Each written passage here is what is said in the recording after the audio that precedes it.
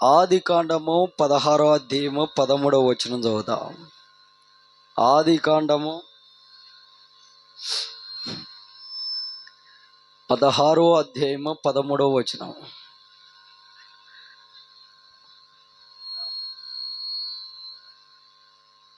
చదువు. దేవునికి మహిమ కలుగునుగాక. చూచుచున్న దేవుడు.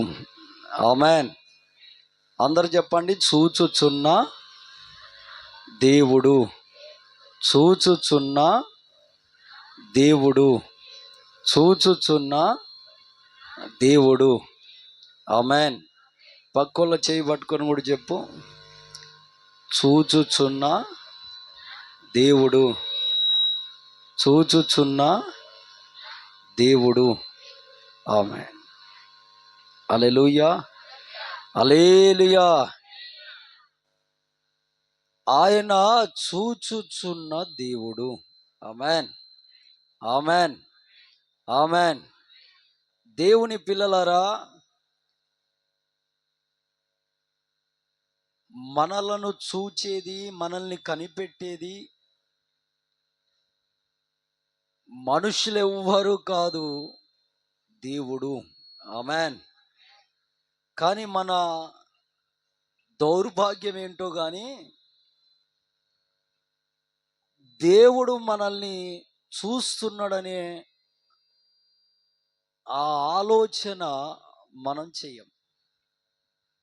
ఎంతకాలం వీళ్ళు చూస్తున్నారా, వాళ్ళు చూస్తున్నారా, ఇంకొకరు చూస్తున్నారా, ఈ ఆలోచనలే. కానీ దేవుడు చూచుచున్నాడు నన్ను అని మాత్రం మనం ఆలోచన చేయమండి. ఇది ఒక పెద్ద దౌర్భాగ్య స్థితి. మనుషులు మనల్ని ఏం చూడరండి, మనుషులు మనల్ని ఏమి చూడరు. కొన్ని సందర్భాల మాత్రమే మనుషులు మనల్ని ఏం చేస్తారు, చూస్తారు. హల్లెలూయా, హల్లెలూయా. కొన్ని సందర్భాల్లో మాత్రమే మనుషులు మనల్ని చూస్తారు, కానీ ఎల్లకాలము, ప్రతి నిమిషము, ప్రతి క్షణము మనల్ని చూసేది ఎవరంట, దేవుడు. అందుకే ఆయన పేరేం పేరు, చూచుచున్న దేవుడు. ఆమెన్. హల్లెలూయా, హల్లెలూయా. దేవునికి మహిమ కలుగునుగాక. ఆమెన్. దేవుని పిల్లలారా, బైబిల్ గ్రంథంలో మనం చూస్తే అబ్రహామయ్య గారి దగ్గరికి దేవుడు వచ్చి ఒక మాట అన్నాడు. ఏంటంటే, నీ కుమారుణ్ణి నాకు బలివు. ఆమెన్, హల్లెలూయా. ఏంటండి, నీ కుమారుణ్ణి నాకు బలివు అన్నాడు. సరే నాయనా, నా కుమారుడే నీ బలి అర్పణకు అవసరమైతే నేను సిద్ధమే అని అబ్రహామయ్య తన కుమారుణ్ణి తీసుకొని దేవుడు చూపించిన ఏ కొండపైకి వచ్చి బలియమన్నాడో దేవుడు ఆ కొండపైకి వెళ్ళిపోయి బలిపీఠము కట్టి ఆ బలిపీఠం మీద కట్టెలుంచి తన కుమారుని కాళ్ళు చేతులు కట్టి ఆ బలిపీఠం మీద అలా పడుకోబెట్టి ఇక ఒక పదునైన కత్తి తీసుకొని ఆ పిల్లోడిని చంపి ఇక కోసి ముక్కలు చేసి ఆ కట్టెల మీద పెట్టి దేవునికి దహన బలిగా కాల్చివేయాలి. దేవుని పిల్లలరా, అయితే బలిపీఠం కట్టాడు, కట్టెలు పెట్టాడు, కట్టెల మీద తన పిల్లోని చేతులు కాళ్ళు గట్టి పెట్టాడు. అలాగ చక్కగా పడుకోబెట్టి కత్తి తీసుకొని ఇక పొడుద్దామని ఇలా పైకి లేపేసి ఇలా పొడిచే సమయంలో ఆకాశము నుండి దేవుని దూత, అబ్రహాము, అబ్రహమా ఆగో అన్నదండి. అంటే బలిపీఠం కట్టేదాకా చప్పుడు చేయలే, కట్టెలు పేర్చేదాకా చప్పుడు చేయలే, చేతులు కాళ్ళు కట్టేదాకా చప్పుడు చేయలే. కత్తి తీసుకొని పొడిచే టైంలో ఆగు అన్న దేవదూత. హల్లెలూయా, హల్లెలూయా. ఆగు అనేసరికి అబ్రహాం ఆగిపోయాడండి. అంటే దేవుడు చూస్తా ఉన్నాడు, ఎప్పుడు పొడుస్తాడా అప్పుడు ఆగు అని చెప్దాం. కనిపెట్టుచున్నాడు. 2 సెకండ్ల ఆలస్యం అయితే కత్తి ఆయన గుండెలోకి దిగిపోయేది. ఎవరి గుండెలోకి? ఇస్సాకయ్య గుండెలోకి దిగిపోయేది. దేవుని పిల్లారా, ఆ క్షణానికి దేవుడు ఆగు అన్నాడు. అబ్రామయ్య ఆపాడు. ఏంటి నాయన అంటే, నీ కుమారుని నాకు ఇయ్యడానికి తెగించావు గనక నీవు నన్ను అధికముగా ప్రేమిస్తున్నావని నేను గ్రహించుచున్నాను కనుక నువ్వు ధన్యుడవు అని అబ్రహామయ్య గారిని దేవుడు దీవిస్తాడు. ఆమేన్, హల్లెలూయా, హల్లెలూయా, హల్లెలూయా. దేవుని పిల్లలారా, కాబట్టి మనము చేసేటువంటి క్రియ, మనం చేసేటువంటి పని ఎవరు కనిపెట్టుచున్నారు? ఆమేన్, హల్లెలూయా. అందరు 2 చేతులెత్తి హల్లెలూయా, గట్టిగా హల్లెలూయా. దేవునికి మహిమ కలుగును గాక.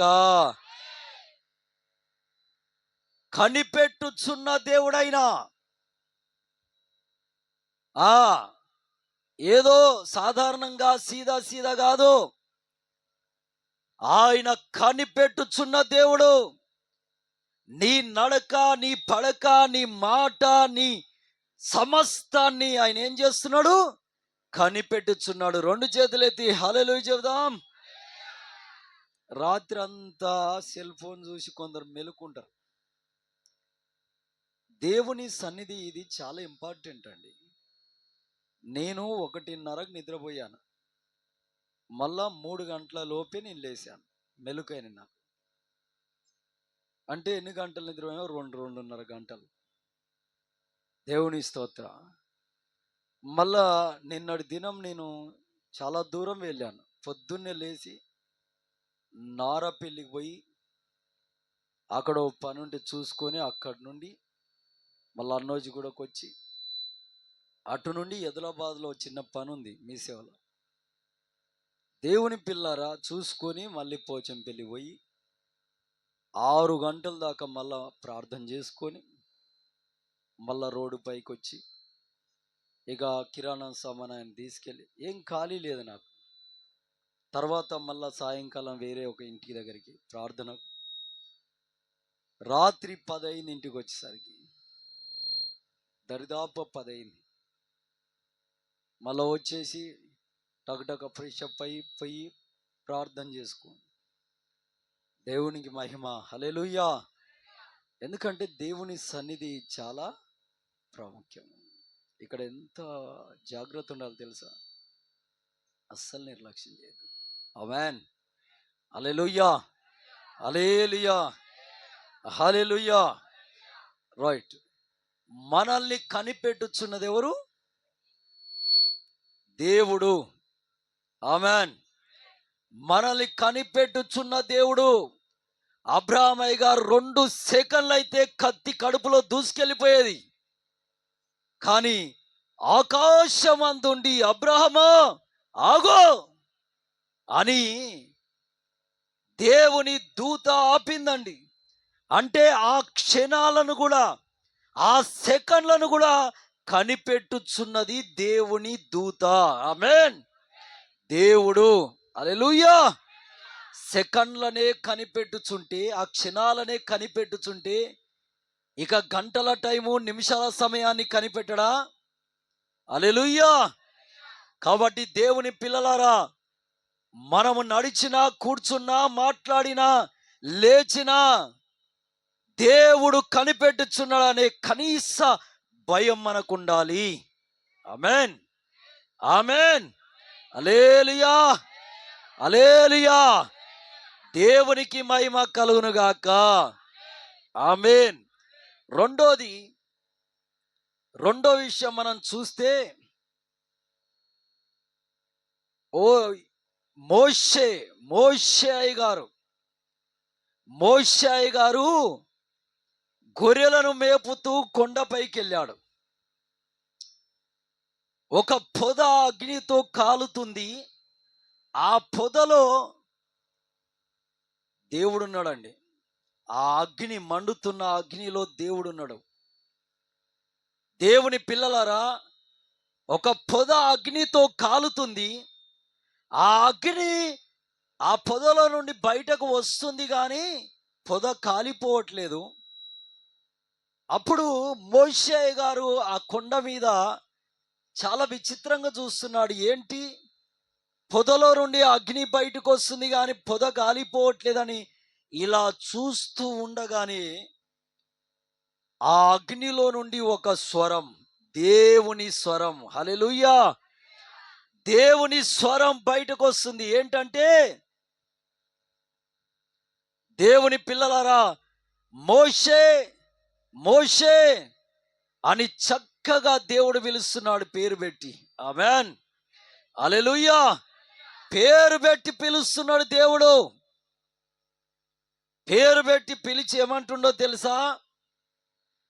ఇది అతి పరిశుద్ధ స్థలము, ఆ చెప్పులు తీయి అన్నాడు. ఆమేన్.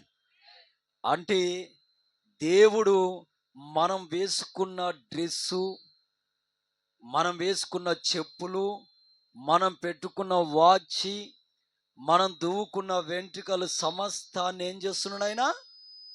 చూస్తున్నాడు. ఆమేన్, హల్లెలూయా, హల్లెలూయా. మనం ఏ చెప్పులు వేసుకున్నామో కూడా ఎవరికి తెలుసు? మోషే గారు వేసుకున్న చెప్పులను చూశాడండి దేవుడు. దేన్ని చూశాడు? చెప్పులను. ఆమేన్. మనం అనుకుంటాం కొన్నిసార్లు, ఆ ఎవరు చూస్తున్నారు మనల్ని అని. చెప్పులనే కనిపెట్టి ఆ చెప్పులు విప్పు మోషే అని చెప్పిన దేవుడు మనం వేసుకున్న వస్త్రాలను చూడలేకపోతాడా? దేవుని పిల్లలారా, ఆయన కన్నులకు ఏది మరుగై ఉండలేదు. ఆమేన్. మోషే గారు వేసుకున్న చెప్పులను చూసి, ఆ చెప్పులు విప్పు, ఇది అతి పరిశుద్ధ స్థలము అని దేవుడు మోషే గారికి చెప్పాడు. కనుక దేవుని పిల్లారా, దైవజనుడిగా మీకు నేను సెలవిచ్చే మాట ఏంటంటే, మనలను చక్కగా చూస్తూ అబ్జర్వ్ చేస్తుంది ఎవరో తెలుసా? దేవుడు. ఆమేన్. దేవుడు అండి, దేవుడు. కొంతమంది వేసుకునే డ్రెస్సులు చాలా ఇకారంగా ఉంటాయి. ఒక ఆమె, ఒక ఒక ఒక వ్యక్తురాలు చర్చికి రాత్రికాల సమయంలో వేసుకునే వస్త్రం ఉంటుందిగా, ఏమంటారు దాన్ని? ఏకాండంగా నైటీలు. అది అది వేసుకొని వచ్చిందండి. మళ్ళీ ఆమె చేతిలో బైబిల్ పట్టుకొని ఆ నైటీ వేసుకొని వచ్చింది దేవుడి మందిరానికి. అంటే ఏమైనా కనీసం భయము భక్తి ఉందా? లేదండి. అంటే దేవుని సన్నిధి విలువ తెలియని వ్యక్తురాలు.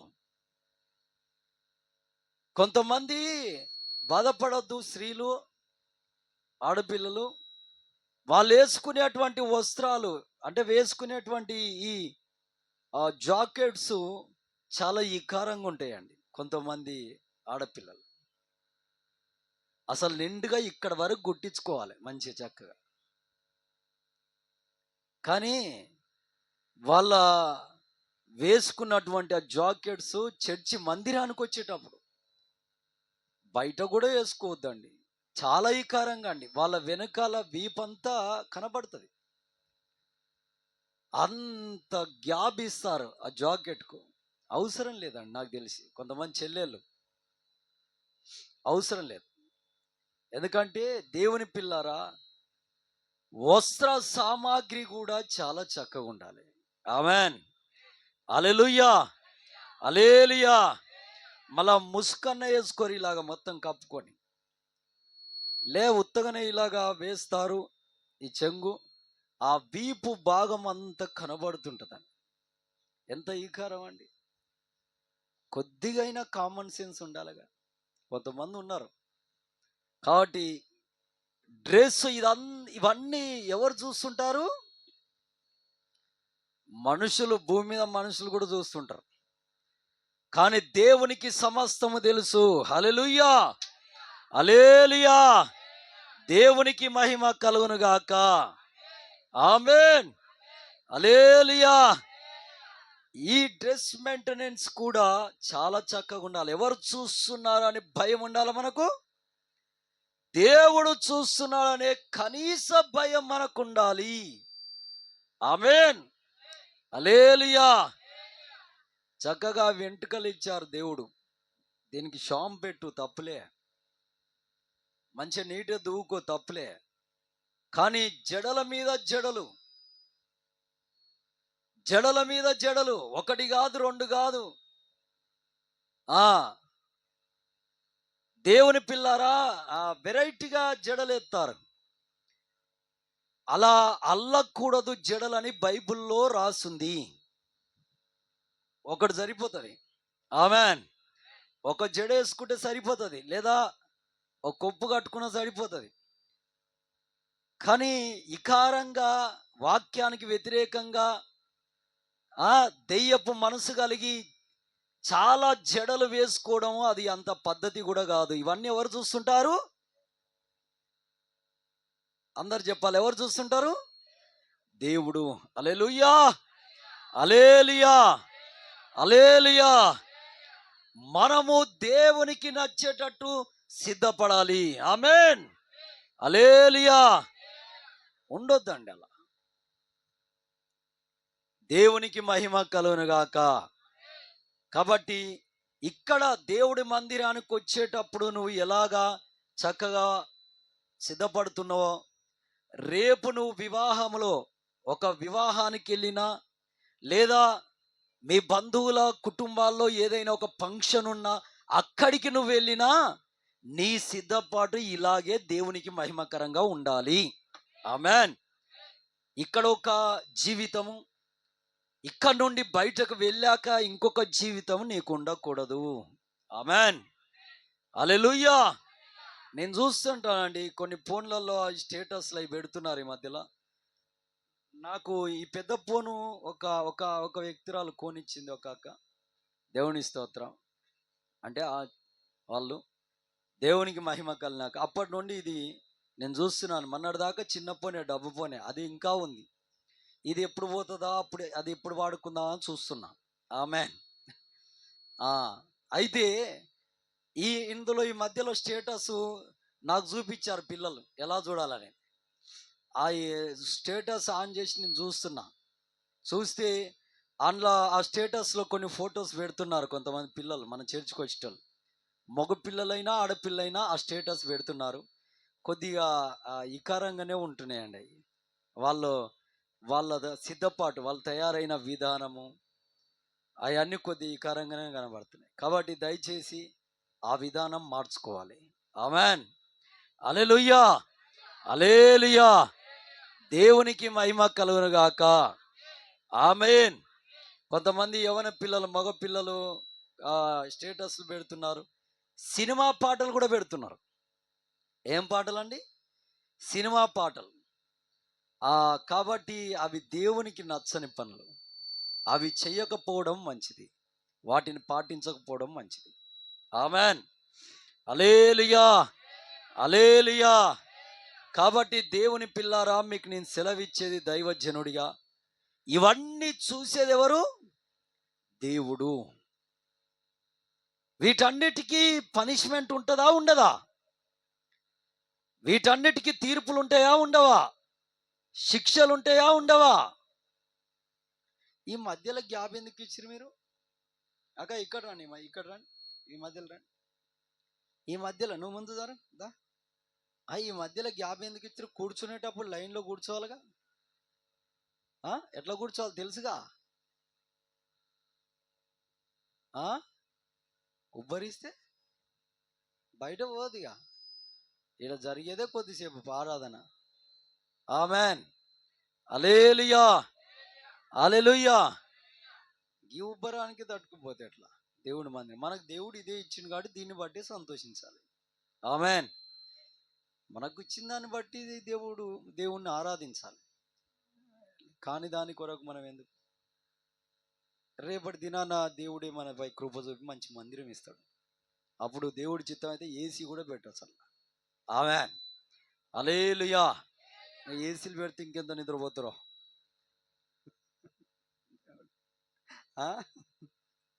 ఇంత ఉబ్బరంలోనే మంచి నిద్రపోతారు ఒక్కొక్కరు. ఇంత ఉబ్బరిస్తుండే. దేవునికి మహిమ. హల్లెలూయా, హల్లెలూయా. కాబట్టి దేవుని పిల్లలారా, మనల్ని ఎవరు చూస్తున్నారు? అందరు చెప్పాలి. ఆమేన్. ఇక పిల్లలు, మగ పిల్లలు కొంతమంది, యవన పిల్లలు, వాళ్ళు వేసుకునే బట్టలు కూడా చాలా ఈకారంగానే ఉంటాయి. ఆ పాయింట్లు చాలా ఈకారంగానే ఉంటాయి. మొన్న ఒక పిల్లగాడు నాకు కనబడ్డాడు, ఒక పిల్లోడు, మన చర్చోడే. ఆ టీషర్ట్కి ఇంతవరకే ఉంది. అది మొత్తం చేతులన్నీ కనబడుతున్నాయి. ఇక్కడ వరకు ఉన్నాయండి, ఇక్కడ వరకే ఉన్నాయి టీషర్ట్. ఇక్కడ వరకే టీషర్ట్ ఉంది. ఆ జీన్స్ పాయింట్ వేసుకున్నాడు. ఆ టైట్ జీన్స్ అండి, ఆ టైట్ టీషర్టు అవసరం లేదనిపించింది నాకు. ఎందుకంటే సాధారణమైన అంగి వేసుకొని చక్కగా మనం వేసుకుంటున్నాగా ఇప్పుడు, ఇలాంటి అంగి ఒకటి వేసుకొని చక్కగా నార్మల్ పాయింట్ వేసుకున్నా హ్యాపీగా ఉంటాడు. ఆమెన్. హల్లెలూయా, హల్లెలూయా. చాలా టైట్గా ఉన్నాయి అవి. మొత్తం ఆ శరీరం మొత్తం కనబడుతుంది. కాబట్టి కొద్దిగా అది ఎట్లుందంటే ఇకారంగానే ఉంది. అలాంటివి యవన పిల్లలు మార్చుకోవాల్సిందిగా మనం చేస్తున్నాం. ఆమెన్. ఎందుకంటే ఇవన్నీ భగవంతుడు చూస్తున్నాడు. ఆమెన్. సృష్టికర్త చూస్తున్నాడు. ఆమెన్. దేవాది దేవుడు చూస్తున్నాడు. ఆమెన్. కాబట్టి కొద్దిగా జాగ్రత్త కలిగి బ్రతకడం మంచిది. ఎందుకంటే మోషే అయ్యగారు వేసుకున్న చెప్పులనే చూచిన దేవుడు ఇవన్నీ అబ్జర్వ్ చేయడా ఖచ్చితంగా. ఆమెన్. హల్లెలూయా, హల్లెలూయా. చదవండి నిర్గమకాండం 3వ అధ్యాయం 4-5 వచనాలు.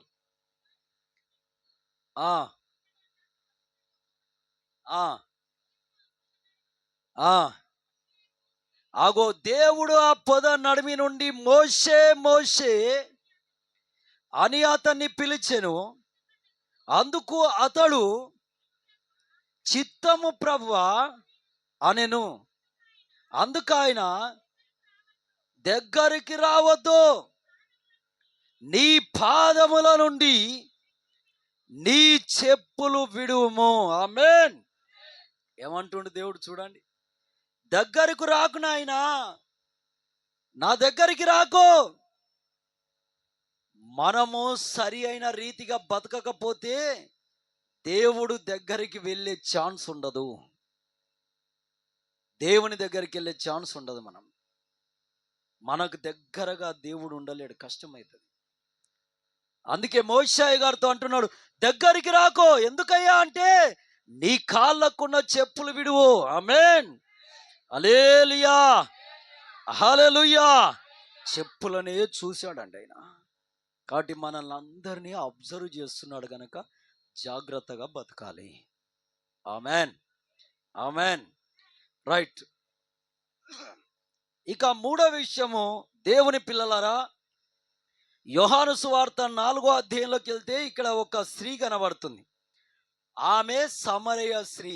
ఎవరండి ఆమె? సమరయ స్త్రీ. ఈ సమరయ స్త్రీ నీళ్లు చేదుకోవడానికి యాకోబయ్య బావి దగ్గరకు వచ్చింది. అక్కడ మన ప్రభువైన యేసుక్రీస్తు శరీరధారిగా భూమి పైన ఉన్నప్పుడు అక్కడ కూర్చున్నాడు.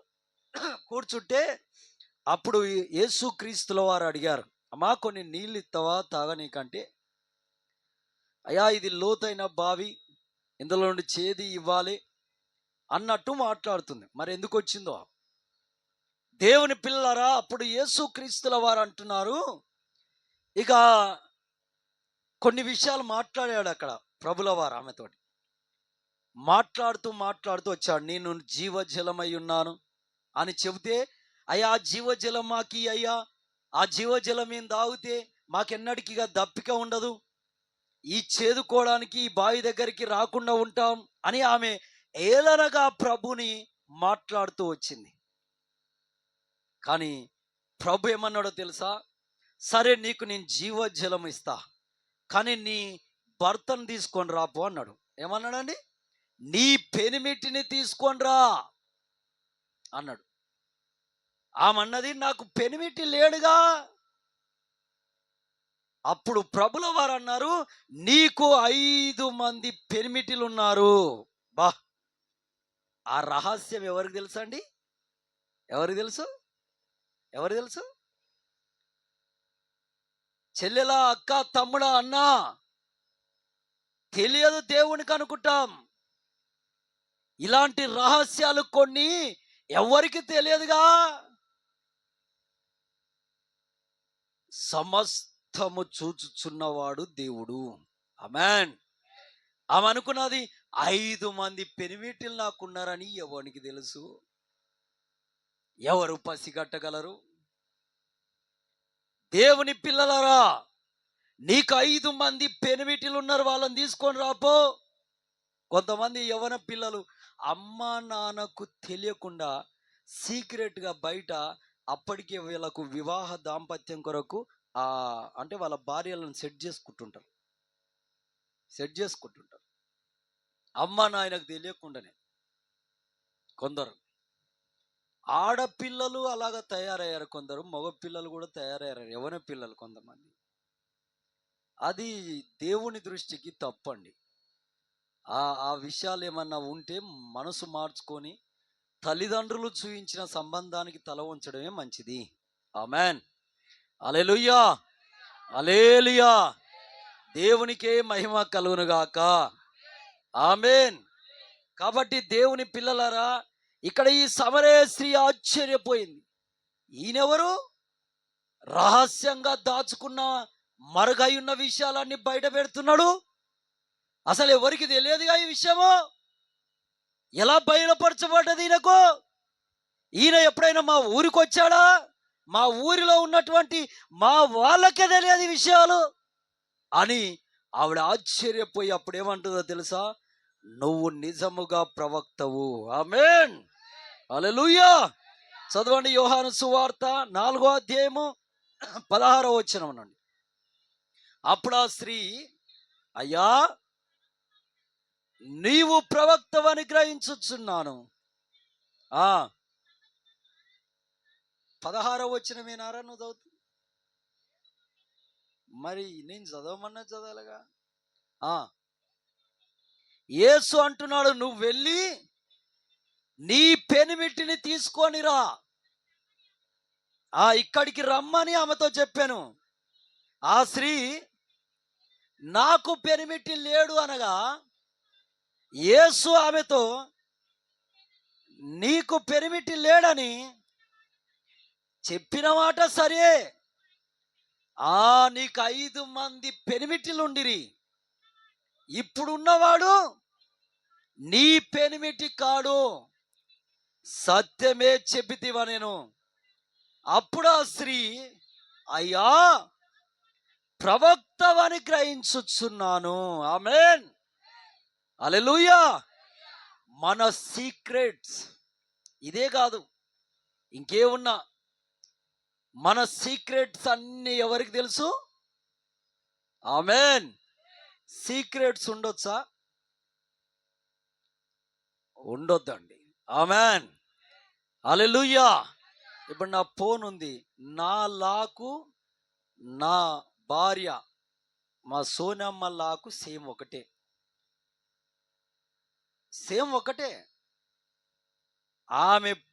ఆమెకు నా ఫోను దర్జాగా ఇచ్చేస్తా, నా ఫోను ఆమె దర్జాగా తీసుకుంటాడు. ఆ ఫోన్ కూడా నాకు దర్జాగా ఇస్తుంది. ఇంకో ఈ ఫోన్ ఆమెదే రికార్డు.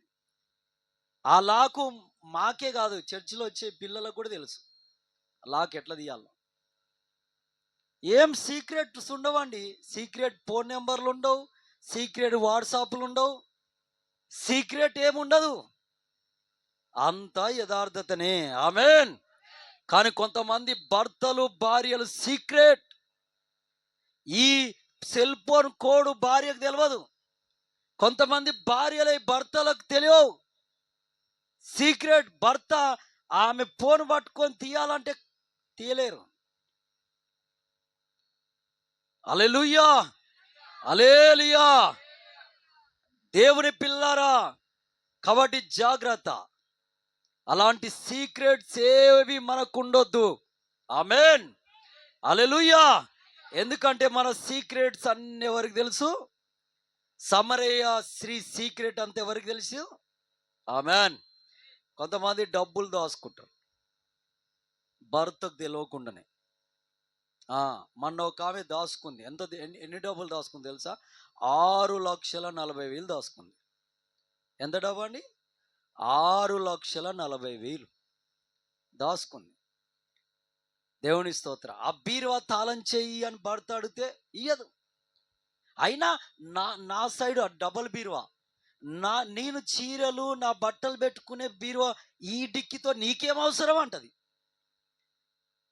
నీ డిక్కితోటే నీకు అవసరంగా అంటే కాదు, ఒకసారి రాదు, నేను ఇయ్యను. అందులో చీరలు ఉంటాయి, మంచి చెడు ఉంటుంది అంటది. మరి భర్తకు తెలియని సీక్రెట్ ఏంటే? దేవుని స్తోత్రం. సరే, మొత్తానికి ఆ మ్యాటర్ నా దాకొచ్చి ఈ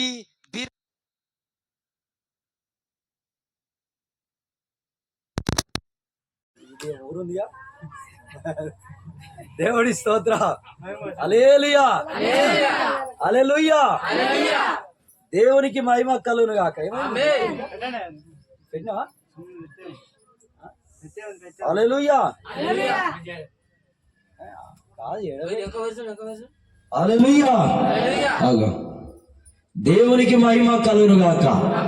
ఆ సీక్రెట్స్ సరే అని నా దాకొస్తే నేను సరే అని అక్కడ మరి అంటే రాదక్క, నువ్వు కూడా భలే ఉన్నవై గారు. అరే, ఆడపిల్లలకు సంబంధించిన ఆ బీరువాది ఇయ్యొచ్చా అని అంటారు. అరే, ఆడపిల్ల అయితే భార్య భర్తలేగా, కదా. సీక్రెట్ ఏంటి? దేవుని నమ్ముకున్న మనకి సీక్రెట్స్ ఏముండొద్దు అని బలవంతం చేసి మొత్తానికి ఆ అమ్మ దగ్గర నుండి తాళం చేయాల భర్తకు అప్పగించాం. అలా భర్త తాళం చేయి తీసి ఆ బట్టలన్నీ సర్దాడు. ఆ చీరల కింద దొరికిన డబ్బులు, చీరలు పెడతారుగా మడతలు ఇట్లా. ఆమె చాలా చీరలు ఉన్నాయి, 55-60 చీరలు ఉన్నట్టునే అవుట్ సైడ్. ఆ చీరల కింద దొరికే డబ్బులు ఎన్ని పైసలు అండి? 6,40,000. 6,40,000. ఇంత డబ్బు నీ దగ్గర దాచుకున్నావు, ఎక్కడిది డబ్బు అని అడిగాడు. అడగడండి. హల్లెలూయా. అప్పుడు నేను కూడా ఆశ్చర్యపోయినా. అందుకే నావి తాళం చేయి అడుగుతున్నాడు. ఆమేన్. సీక్రెట్స్ అండి. ఈ సీక్రెట్స్ అన్ని ఎవరు తెలుస్తాయి? ఆమేన్, హల్లెలూయా, హల్లెలూయా. దేవునికి మహిమ కలుగును గాక. ఆమేన్, ఆమేన్. ఒక ఆమె భర్తకు తెలియకుండా వాళ్ళ అమ్మగారు వాళ్ళకు డబ్బులు ఇచ్చింది. 83,000 ఇచ్చింది. ఎన్ని పైసలు అండి? 83,000. ఆమె పని చేసుకుంటుంది. ఆ పని చేసుకున్న డబ్బుల్లో కొంత తీసి చీటీ వేసుకుంది. ఆ చీటీ భర్తకు తెలియకుండానే ఎత్తి అమ్మగారు వాళ్ళకి ఇచ్చింది. ఇచ్చినప్పుడు ఒక మాట చెప్పించినా ఏం కాదు, కానీ చెప్పలే. చీటీ ఎత్తాక వాళ్ళకి ఇచ్చాక ఏజెంట్ ఉంటాడుగా, ఆ చీటీ వేస్ట్ ఆయన ఉంటాడుగా, అగో ఆయన చెప్పాడండి ఆమె భర్తకు. మొన్న రాత్రి దాకా 11 గంటల దాకా అదే పంచాయతీ. దేవుని పిల్లలారా, కుటుంబములో భయంకరమైన కలహాలకు సాతానుడు ఈ విధంగా కూడా కొన్ని కుయుక్తులు నీకు ఇస్తాడు. కాబట్టి సీక్రెట్స్ ఉండొద్దు. ఆమేన్, హల్లెలూయా. భర్తకు కూడా సీక్రెట్స్ ఉండాలా? భర్తకు కూడా సీక్రెట్స్ ఉండాలా? ఆమేన్. భర్త దగ్గర కూడా ఎలాంటి సీక్రెట్స్ ఉండొద్దు. ఆమేన్, హల్లెలూయా, హల్లెలూయా. దేవునికి మహిమ కలుగును గాక. ఆమేన్. భర్తకు కూడా సీక్రెట్స్ అనేవి ఉండొద్దు. భార్యకు తెలవాలి. ఆమేన్, హల్లెలూయా, హల్లెలూయా. 100, 50, 500, 1000 రూపాయలు అంటే దేనికో దాన్ని ఖర్చు అని అంటే అది వేరు. కానీ లక్షల రూపాయలు, 1000 రూపాయలు కొన్ని సీక్రెట్స్ ఉంటాయి భర్తలకు, అవి దాచుతారు. కాబట్టి కొంతమంది, మొన్న ఒక ఆయన 3 ప్లాట్లు కొన్నాడు, 3 స్థలాలు కొన్నాడు. అవి సీక్రెట్.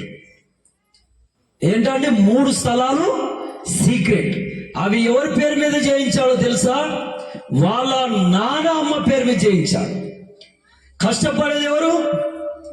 భార్య, భర్త. పోనీ అమ్మ నాయన పేరు మీద చేయిస్తే చేయించుండేమో. కానీ ఆ విషయం భార్యకు తెలియాలా తెలియదా? చెప్తలే. ఆమేన్, హల్లెలూయా, హల్లెలూయా. ఎందుకంటే భర్త టక్కున రోడ్డు మీదకి వెళ్తాడు, ఏదైనా జరగవచ్చు. ఇప్పుడు ఆ విషయం ఎవరికి తెలిసి ఉంటే బయటకు వస్తుంది. దేవుని స్తోత్రం, హల్లెలూయా. పిల్లలకు, భార్యకు తెలిసి ఉంటే మంచిది. ఆమేన్, హల్లెలూయా, హల్లెలూయా. తప్పేం లేదన్నది, దాంట్లో తప్పేం లేదు. ఒక ఆయన 16 లక్షలు ఇచ్చాడు ఒక ఆయనకు అప్పు. కానీ ఆ విషయం పిల్లలకు తెలియదు, భార్యకు తెలియదు. 16 లక్షలు ఇచ్చాడు, ఎవరికి తెలియదు. ఆయనకు గుండెపోటు వచ్చింది, హార్ట్ అటాక్. గుండెపోటు వస్తే బతకలేడు. డాక్టర్ ఇక ఈయన బతకలేడు అని చెప్పాడు డాక్టర్. అప్పుడు హాస్పిటల్లో మాట్లాడని కూడా శక్తి లేదు. అప్పుడు మెల్లగా నన్ను పిలుచుకొని ఆయన చెప్తుండు, నేను పలానా ఆయనకు 16 లక్షల రూపాయలు ఇచ్చాను, నా భార్య పిల్లలు ఇక్కడ ఎవరు లేరు, నీకు చెప్తున్నా, వాళ్ళకి చెప్పు అని. ఆపరేషన్ థియేటర్ లోపలికి వెళ్ళాక ప్రార్థన చేయడానికి వెళ్తే చెప్తున్నా, నేను బతను చూస్తాను. మెల్లగా మాట వస్తలేదు, జరగట్టి మాట్లాడుతున్నావు. నేను అన్నాను, ఈ సీక్రెట్స్ ఎప్పుడు కానీ ఇలా ఉండొద్దు. ఆమేన్, వాళ్ళకి తెలిసి ఉండాలి. అప్పుడు నేను బయటకు వచ్చి చెబితే భార్య పిల్లలు చాలా బాధపడ్డారు, చాలా బాధపడ్డారు. హల్లెలూయా, హల్లెలూయా. దేవుని పిల్లలారా, ఇలాంటివన్నీ ఎవరికి తెలుసు? ఆమేన్. కాబట్టి దేవుని పిల్లలారా, సీక్రెట్స్ అన్ని దేవునికి తెలుసు. లాస్ట్ విషయం చెప్పి ముగిస్తానుగా. దేవునికి మహిమ కలుగును గాక. మనము రేపు భవిష్యత్తులో ఏం చేయబోతామనే విషయం కూడా ఎవరికి తెలుసు? దేవునికి తెలుసు. ఇది ఎక్కడ ఉందంటే లూకాసు వార్త 22వ అధ్యాయం 34వ వచనం. లూకాసు వార్త 22వ అధ్యాయము 34వ వచనం చదువురా. పేతురు, నీవు నన్ను ఎరగనని ముమ్మార్లు చెప్పు వరకు కోడి కుయ్యదని నీతో చెప్పుచున్నానని. హల్లెలూయా, హల్లెలూయా. పేతురయ్య గారు యేసు క్రీస్తుల వారి దగ్గరికి వచ్చి అంటాడు, అయ్యా నీతో నేను చావడానికైనా సిద్ధమే అని అంటుంటే, అప్పుడు యేసయ్య అంటాడు పేతురయ్య గారిని పట్టుకొని, ఇదిగో పేతురు, సీమోను పేతురు, నీవు రేపటి దినం నన్ను ఎరగనని 3 సార్లు అబద్ధం ఆడతావు. బా, రేపటి దినం మాట్లాడే విషయాలు కూడా ముందుగానే ఎవరు చెప్పారు? దేవుడు. ఆమేన్, హల్లెలూయా. రేపటి దినం నువ్వేం చేయబోతున్నావో కూడా ఎవరికి తెలుసు? దేవుని తెలుసు. కాబట్టి అక్కలారా, సమస్తము ఎవరు చూస్తున్నారు? దేవుడు. ఆమేన్, హల్లెలూయా. సమస్తము దేవుడు చూచుచున్నాడు. కాబట్టి మనం ఏం కావాలి? భయపడుతూ భక్తి చేయడం మంచిది. ఆమేన్. భయపడుతూ భక్తి చేయడం మంచిది. దేవుడి స్తోత్రం. మొదటి ఏముంది? మొదటిది ఏంది చెప్పిన విషయం? అనుక్షణం దేవుడు చూస్తున్నాడు. రెండోది మనం వేసుకున్న డ్రెస్ మెయింటెనెన్స్ అయినా ఎవరు చూస్తున్నారు? దేవుడు చూస్తున్నాడు. మూడోది మన సీక్రెట్స్ అన్ని దేవునికి తెలుసు. నాలుగోది రేపటి దినం మనం ఏం మాట్లాడబోతున్నాం, ఏం చేయబోతున్నాం కూడా ఎవరికి తెలుసు? దేవుని తెలుసు. మన మనసులో ఏమైనా అనుకుంటాం కదా, అది కూడా ఎవరికి తెలుసు? దేవుని తెలుసు. దేవుని తెలుసు అండి. కాబట్టి సమస్తము ఆ సృష్టికర్త ఎరుగున్నాడు గనక, చూచుచున్నాడు గనక జాగ్రత్త కలిగి బహుభయము కలిగి భక్తి చేస్తే నీకు దీవెన, నీ కుటుంబానికి ఆశీర్వాదం.